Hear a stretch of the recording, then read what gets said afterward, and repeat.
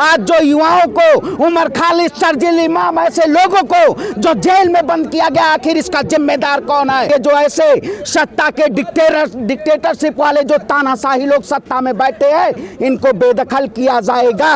Bharatiya Janata party के शासनकाल में संसद सत्र बंद है। क्या यही देश का लोकतांत्रिक अधिकार है? हम इस सरकार को जब तक सत्ता से बेदखल नहीं कर देंगे तब तक चैन की नहीं सोएंगे। उत्तर प्रदेश में विकास के पद पे जो बात करेगा वही उत्तर प्रदेश पे राज करेगा।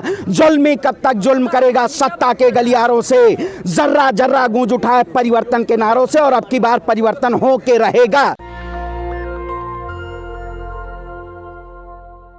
बिल्कुल देखिए, जो सरकार है, आज के 2 साल पहले ये सरकार एक धर्म विशेष के प्रति एक ऐसा कानून लाई थी, सीए, एनआरसी और एनपीआर। आप बताइए, धर्म विशेष को टारगेट करते इस देश में क्या लोकतंत्र कहता है?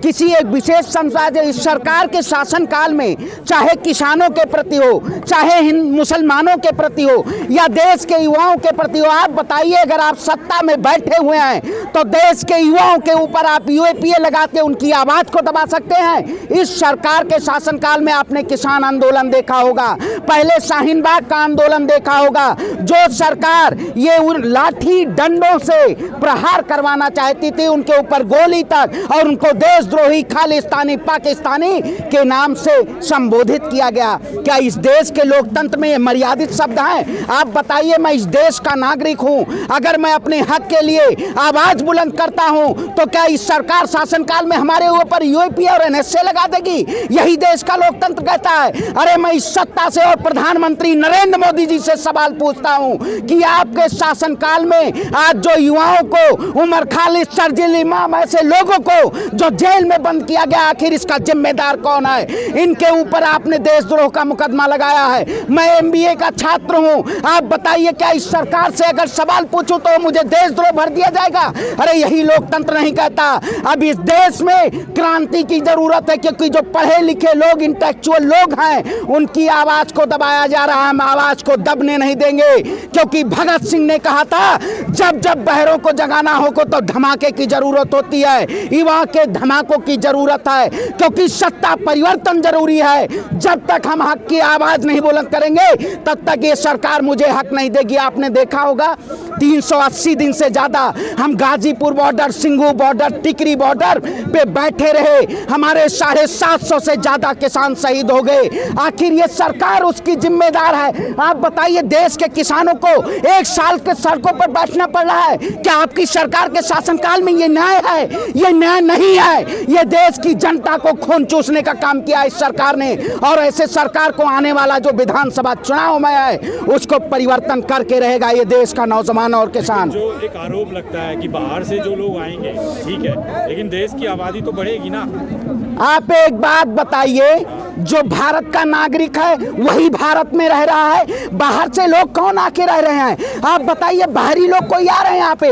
आपके सरकार के शासनकाल में क्या इस देश का मुसलमान, इस देश का हिंदू, इस देश का सिख, इस देश का ईसाई, उसके प्रति आप कानून बना के उसको गुलाम बनाना चाहते हैं? क्या यही देश का लोकतंत्र कहता है? ये लोकतंत्र नहीं कहता है कि आप विशेष समुदाय को टारगेट कीजिए। मैं बताइए, एक हिंदू समाज और ब्राह्मण कुल से आता हूँ, क्या इस देश में सच्चाई बोलना, मुझे भी लोग देशद्रोही कहते हैं, क्या इस देश में सच्चाई बोलना देशद्रोही है? सत्य परेशान हो सकता है लेकिन पराजित नहीं हो सकता। जिस तरह से ये देश में किसान जीता है, उसी तरीका से हिंदू, मुसलमान, सिख, ईसाई, ये जो हमारा एकता, अखंडता और संप्रभुता का एक भारत प्रतीक है, उस प्रतीक को हम स्थापित करेंगे और दोबारा वही भारत को बनाएंगे। ये जो ऐसे सत्ता के डिक्टेटरशिप वाले जो तानाशाही लोग सत्ता में बैठे हैं, इनको बेदखल किया जाएगा।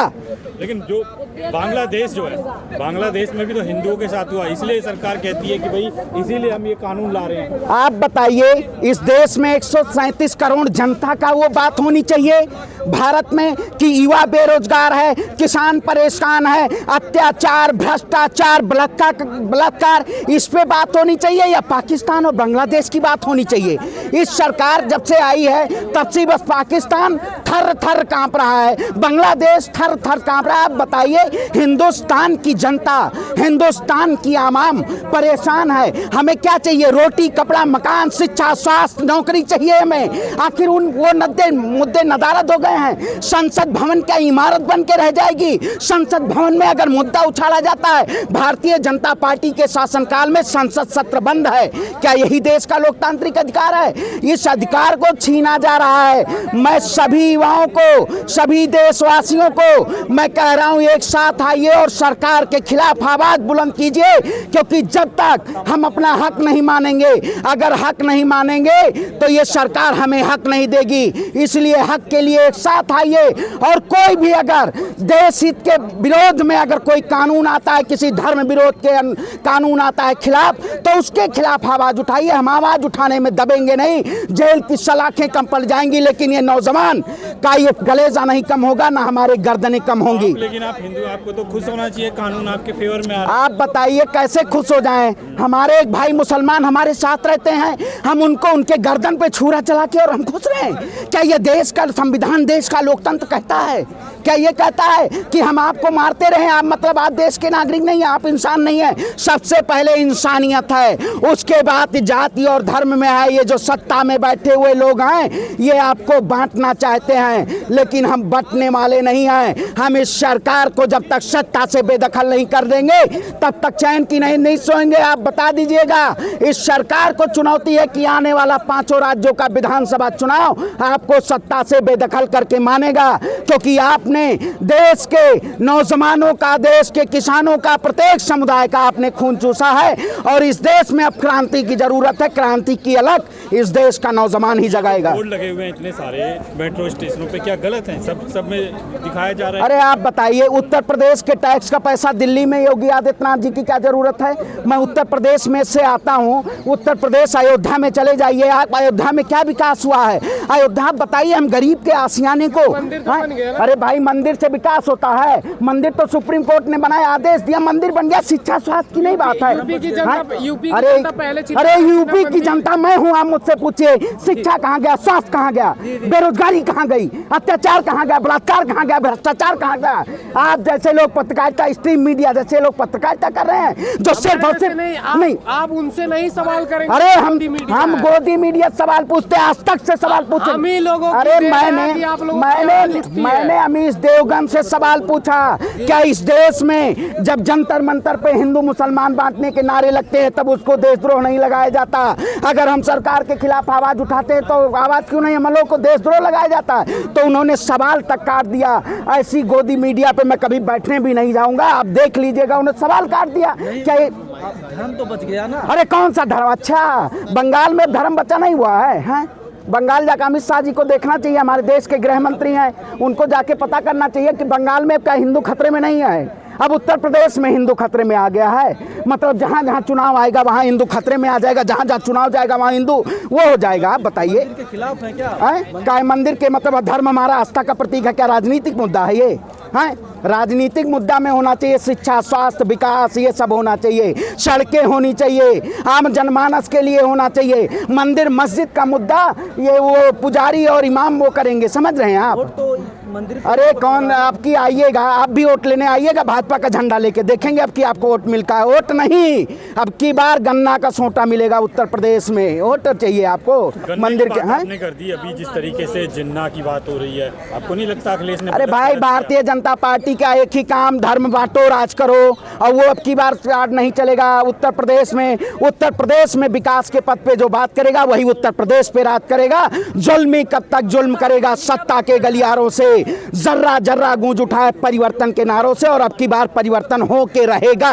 भारतीय जनता पार्टी का सफाया होना तय है, और हम करके रहेंगे, क्योंकि जो ये धर्म विरोधी लोग ऐसे आएंगे, धर्म के नाम पे आपको बांटने का काम करेंगे, उनको सत्ता में रहने का अधिकार नहीं है। ये आंदोलन चलेगा बिल्कुल आएंगे आंदोलन, तो क्रांति आती रहेंगी। जब सत्ता हमारे साथ गलत करेगी तो हम आंदोलन तो करेंगे ही, हम आवाज बुलंद करेंगे। हम जेल से नहीं डरने वाले हैं, हमें जेल की कितने डिटेन करोगे, रोज करते रहिए मैं रोज हम, लेकिन हम आवाज बुलंद करेंगे, क्योंकि हमारे खिलाफ जुल्म हो रहा है। हम जुल्म के खिलाफ आवाज बुलंद करेंगे।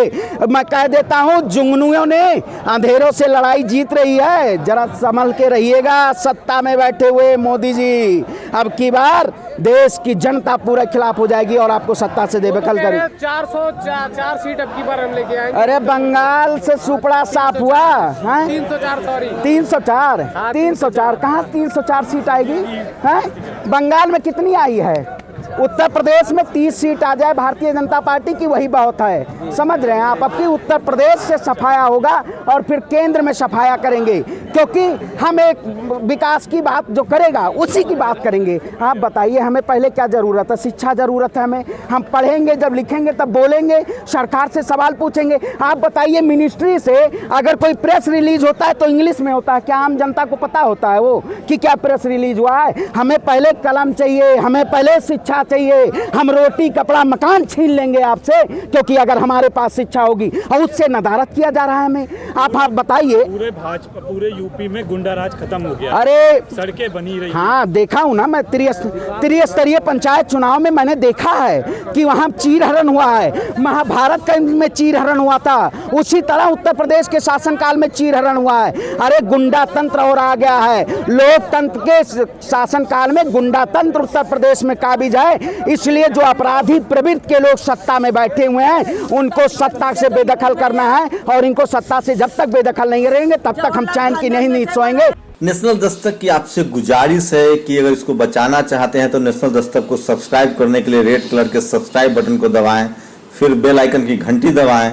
नेशनल दस्तक को बचाने के लिए बहुत जरूरी है कि हर खबर को शेयर करें, लाइक करें, कमेंट जरूर करें।